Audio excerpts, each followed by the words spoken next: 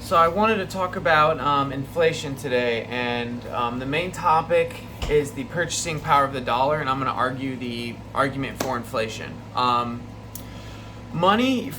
understand inflation, you want to understand that money is nothing more like this is not. It's literally a piece of paper. It's really nothing different than this, except we believe that this will buy us something. I'll bring this to the store, it ain't gonna get me anything. I bring this to the store, it gets me like a pack of gum, right? So the purchasing power of the dollar, if you look on the screen, the purchasing power of the dollar since the Federal Reserve's creation, since 1917, it's the purchasing power of the dollar has fallen by about 97%. So the dollar has lost a lot of its value because the more that you print or the more you bring, the more you bring into this, the more of these you bring. If I bring more and more, it's going to become worth less. Not worthless, but worth less. Let's say there's two people, right? And there's only $2. There's $2 and two people, and that's all they have. Well, they're $2, right? And then we come along, and the government gives out two more dollars to those same two people, right? It still has the same value of $1, except they're holding two now. Okay, so they created more dollars. Okay, double the amount now, right? But it's still, if those two go away, these individual dollars will still purchase the same exact amount of money. So we could do the same thing for four, right? So if I give out $4, okay, to this person, and then $4 to this person, after we only had one at the beginning, now I have four. Even though we technically have more dollars in our hands, it's still, if there was only two, it has the same purchasing power. So that's what you see on the screen right there, is the more they just keep letting these things go, right? So that's the argument for inflation, right? That's the basic stance of it. Okay, so Bitcoin has a fixed amount, one of the hedges. If you believe that inflation is going to hit hard, you want to be out of the stock market. You could be in value stocks, but you want to get out of growth stocks because inflation will tank the stock market massively. That's you can look at go back in history, any Weimar Germany when stocks tanked, or there's just so much with inflation how bad it is for stocks.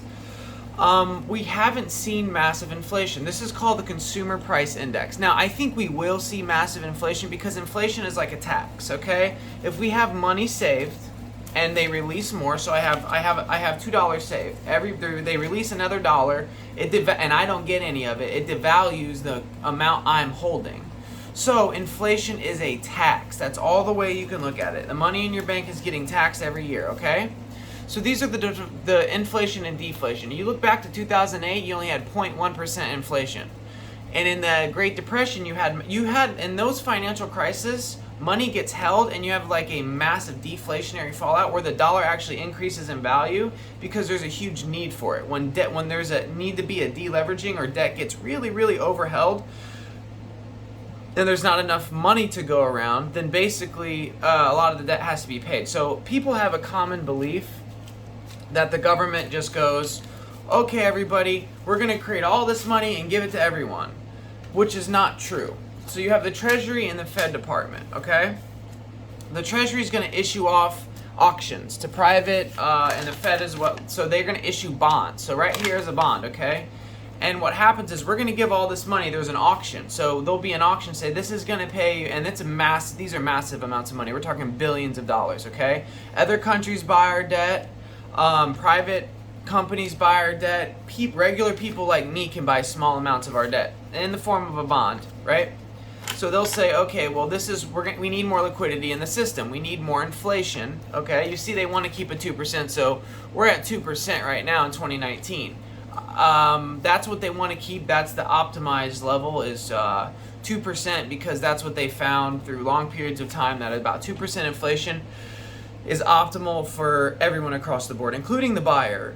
In long-term mortgages, the 2% inflation, if they could hold it at that, it's a really, really good thing. It's very tricky to do that though, okay? So if inflation goes up a lot, they'll jack up interest rates to try to fight that inflation. So there's tools to bring inflation in, like quantitative easing, which I'm talking about now, basically, helicopter money. It's not really helicopter money. People will just say like, oh, they gave out $1 trillion. Well, that money's got to be paid back. And you can go to the US debt clock.org and you can check on the national debt right now, $28 trillion. That's what's really scary about this is the gross domestic product. In 1960, you had a 53%. The debt to GDP. So basically, the GDP is what they earn in a year. You can just consider it the salary. We're in pretty bad debt, right? We make $21 trillion a year. We owe 28. Okay, it can get a lot worse, but it's getting to the point where a lot of people don't want our debt. So to make it simple, there's an auction. Okay, we need to create liquidity in the system. We got to sell some of our debt in the form of bonds. So they sell off this debt piece, okay? And in return, we agreed to pay back. So now we have cash. We're going to give this in, a piece of paper, and there's an interest on that. So we have 1, 2, 3, 4, let's say $5, okay? So we're going to get $5 right now. They're going to create that out of thin air digitally, okay? But that $5 has to be paid back with an extra dollar in 20 years or 10 years. So there's a 10-year note, a 30 or 20-year note. There's different notes that they auction off, long-term and short-term debt. So let's say these $5 go out, well, it have to be paid back by 6 and 20 years. So you have to give, they agree, they say, okay, well, I'm going to hold on to this. You owe me $6, here's 5. And then they create it, they load it onto the balance sheet, and then the money's created. So it's not actually printing because they're trading pretty much. But nobody really wants our debt. But I mean, I guess people do. Other countries want it. A lot of people will still buy it. And that's the way it's created, right? In mass amounts. So what will happen is some money will be given to the citizens. Here's $1 for the citizens, $1 for corporations, and the money goes everywhere. But it hurts us because if we have money saved and they create more with their bonds, basically they digitally create money. There's less for us. Okay, so that's the real way that the debt works overall. A couple things that debt has interest, right? So if you're going to be charged interest for that debt. So even these bonds that are getting sold out, they need to be paid back with interest.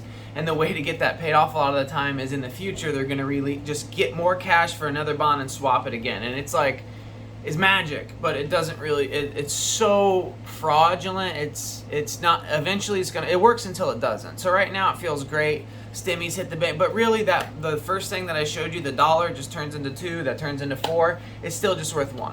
So that's the whole inflation argument.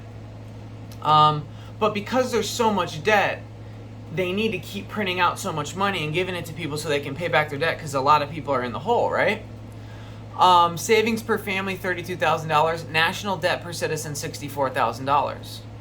That's a huge need for liquidity if you ask me. They need to print a lot more because that's showing you how bad things really are because there's interest on debt, okay?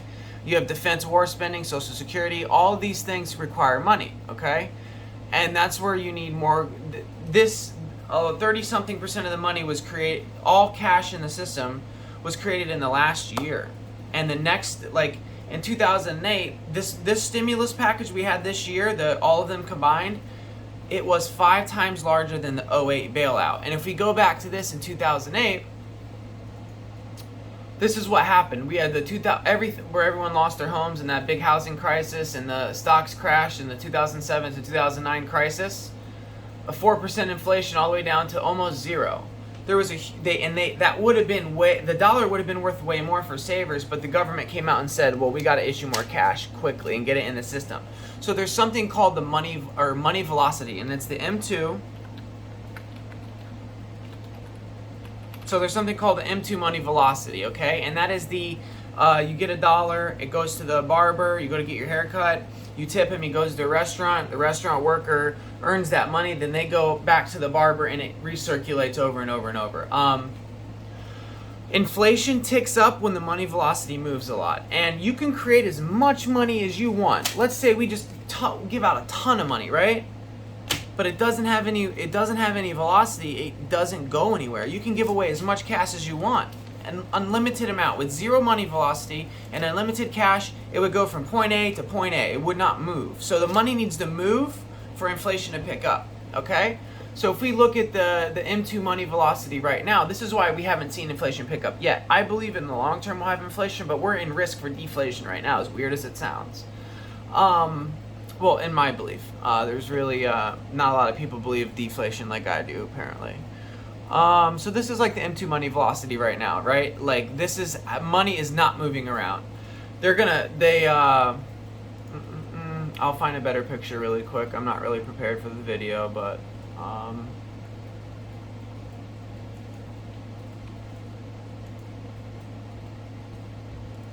so the money velocity, okay, this is a 2021. They just barely, all this, tons of stimulus, but we moved it a little bit. So you had a lot of money, 1999, 1990, 2000, money was moving really well. And if they just released a little bit of money, it rotates in the system and then it gets taxed a bunch. So the government wants to release money. They want to release $1, okay, to go to James, Jimmy, John, like just jump around, because every time it moves hands, if this dollar circulates 1,000 times, there's a tax on every time somebody uses it. So I'm going to use this dollar, taxed, tax, tax. Someone gets their paycheck, taxed. So that's the way the government wants the M2 to go higher, but if it moves really quickly, you'll have massive inflation. So recently we saw the interest rates tick up from almost nothing up to like 1.7%. So that's going to fight, there's expectation of inflation, right? I think if we have hyperinflation, it's bad for the government, the citizen. It's bad for everyone besides tangible things. So let's talk about, if we do have inflation, what do we want to do? Like, what does a normal person want to do to hedge against that, if you will? Well, there's tangible goods and some things that last good in inflation historically. As weird as it sounds, well, we don't know how Bitcoin will hold up, but I mean, as long as the government doesn't ban it, there's only a fixed amount. It's easy to move around. It's not heavy. It's really, it's modernized. It's disrupting in technology. So Bitcoin is my personal favorite, even though like I think it's going to get outlawed and I'm super speculative about it. Like, I have money in it, but it's scary. So it goes up a lot. It's very volatile. I think it's going to 100,000, whatever. I mean, I think it's worth, if there's only so many, so like if there was only like, right, there's only one of these, right? Or let's say there's only 100, right? There's 100 of these. This is a 1 ounce of silver. It's a 1 ounce silver dollar from like 1997, right? There's only one of these, or 100 of these. They can print as much dollars as they want. The value of the dollar will go down, but this will increase in value. So if I only have $1, okay, for one of these, fine. They print a bunch of money, okay? You have a bunch of individual dollars. All right, well now it's $2 for one of these, then $5 for one of these, then $10 for one of these. That's what you're seeing happen with copper and lumber. And people will say like, oh, lumber's extremely expensive, right? Inflation. Well, there was a huge supply issue. The world cut down from COVID, and they ran out of inventory, and the loggers aren't making much more money. They're not really making more money at all, but the mills are, because they're forced to pump out massive amounts and they have to charge high amounts because of supply and demand, not necessarily because of inflation. Now, inflation is a tax, just like I said earlier. It's a hidden tax.